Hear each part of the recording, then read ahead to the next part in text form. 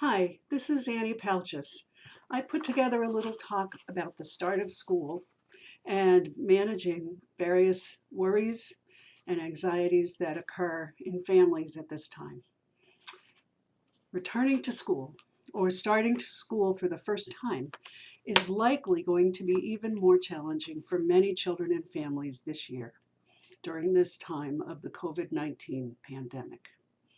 Children may have extra worries right now about leaving the safe protection of home and family. Parents may be worried too.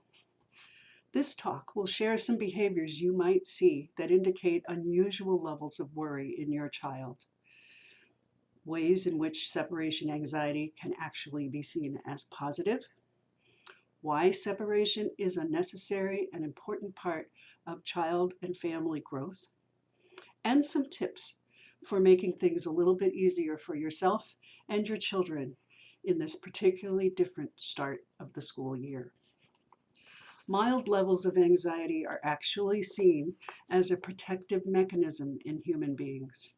Healthy levels of anxiety warn us about possible dangers, and in very young children, it is a developmental marker showing that they have learned to understand that parents offer protection and safety, a safe haven. During the earliest years of childhood, some anxiety at separation is evidence of a secure attachment between parent and child, and it is more concerning when a toddler or a preschooler doesn't get somewhat upset at separation. In later childhood years, if the upset lasts longer or escalates over time, it is important to take some extra steps to support the child. When a child is experiencing an unusual amount of worry or anxiety, he or she may resist leaving a parent, may engage in tantrum behaviors, may complain more frequently about headaches or stomach aches, or have bowel difficulties. If you're noticing any of these things, it's important to recognize that the underlying emotion is a very real and deep fear, and the child needs your support and help to learn how to cope with that. Look deeper to see if the anxiety has intensified due to issues related to the pandemic, or if it may be a more ongoing pattern that may have been triggered by something more personal and individual for your child. Anxieties at the start of school in this time of physical distancing, mask wearing, and hand washing will hopefully gradually resolve once some more normal and predictable routines are reestablished at school and in family life, though it might take somewhat longer for everyone to adjust this year than it has in other years. If there is some additional and very significant life event underlying your child's anxiety, such as the birth of a new sibling, moving, the death or serious illness of a relative, or some other major loss or change, it is possible that you will see the anxiety and persist and intensify rather than resolve over the next several weeks. If that's the case, it would be very important to seek professional help. If the anxiety and worry seem to be more of a reaction to the somewhat normal, though significantly heightened changes in life routines associated with the start of school during a time of increased health precautions, there are some strategies that are likely to help in most cases. When children are calm, validate their feelings of fear. Let them know that you understand that they are a little bit scared about going to school. Provide reassurance that the school staff is working very hard to make sure everyone is safe at school. Find out what their questions are and try to answer them with facts. Help them practice being brave and encourage them to try to do something all by themselves every day with you out of sight. This helps to build confidence and mastery that they will be okay even when you're not right there. At drop-off or at the bus stop, avoid prolonged goodbyes. If there are tears or small tantrums, try to reduce your focus on those behaviors and instead give a strong and reassuring hug. Words of confidence that your child will be okay, and leave. At the end of the day, you can make a point to highlight all the evidence of your child's bravery and independence. Playing on his own while you fix dinner, going to bed more easily, maybe eventually, cleaning up his or her things, getting through a day at school, helping with simple chores, any behaviors you see that are evidence of increasing confidence and independence. For children going to school for the first time, or for younger ones being away from you after many, many months together, a transitional object might add some comfort. This would be something small and personal that your child could put in a pocket or a backpack that reminds him or her of home, of feeling safe and comforted. It's a small thing that could be touched or held when your child is feeling nervous or lonely when away from home.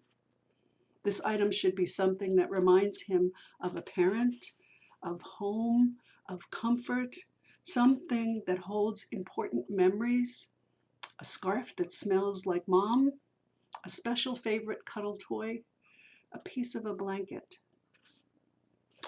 In these times, or at any time, it is important to attend to your own anxiety, worry, and fear. Think about how you might inadvertently be making it harder and more stressful for your child, who will sense your fears, increasing their fears and worries. It's natural for you to feel nervous about your child going to school after months of being mostly together at home. We humans are a protective species when it comes to child rearing, and we sometimes are afraid, particularly when there are outside threats that we don't fully understand and cannot control. We worry about how children will react when we aren't there. We want to protect our children, but we need to realize that they are separate individuals. The entire job of being a parent, beginning at the child's birth, when he or she first becomes physically separate from the mother, is to support each child in becoming his or her own unique individual, separate and apart. Being supported and also released to become an independent individual needs to occur for any child to grow and become fully able to function on his or her own in the world. Reflect your child's unspoken emotions. Have conversations. Is there something that felt scary to you today? Can we talk about it? Can it be that you're just not sure what's going to happen at school? That can make a lot of children a little bit afraid, but I'm sure there'll be grown-ups there who will help you understand what to expect and what you need to do. Provide your child with reassurance that you will be there. I'll be right here when you get back from school and we can talk about everything that happened. This is the time to be a reassuring parent. Trust that your child will be all right. The schools are working hard to keep everyone safe. Remember that you have taught your children to cope. That's our job as parents, to prepare them for eventually being completely self-sufficient. Be proud of your child's independence. Remember your own childhood and how you managed separation and survived and thrived. Don't forget, there are lots of caring, competent adults at school who will be helping your child. A few final tips. Reinforce key safety reminders. Wash your hands often. You will need to be wearing a mask for longer than you'd like. Keep physical distance, even though you want to be close to your friends. Model these safety practices at home too.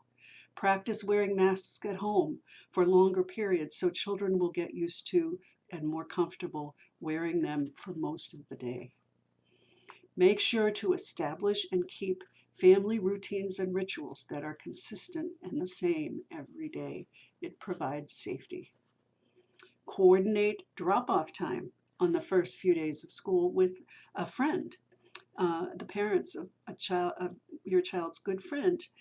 Then they could go into school together. That might help. Share facts.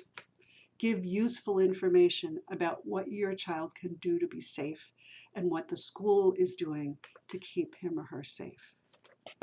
Keep in the present. Talk about now.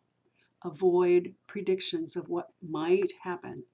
We don't really know, and it will only build more fear if we talk about possible future problems or complications. Keep talking every day. Check in with your child's thoughts and feelings every morning and every afternoon. Celebrate each step in the journey of entering and returning to school. And remember, adjustments to school routines will probably take longer this year. I wish you all the best during this very unusual back to school season. Be sure to enjoy as many traditional routines as you can and be alert to everyone's understandably heightened emotions. Everyone's. Make sure that after school you can have as much fun together as a family as possible. Provide your whole family with opportunities for self-care, fun, and calming. Use the ample resources that can be found on the internet to find some ideas for relaxation, meditation, and really fun things to do every day. Be outdoors as much as possible and take time to enjoy the many joys of childhood, playing, digging, discovering, wondering, shouting, jumping, climbing, laughing, making messes, hugging and cuddling. Stay well, everyone, and keep working to make all your family relationships strong and loving, especially in these difficult times. Good talking to you. Be well.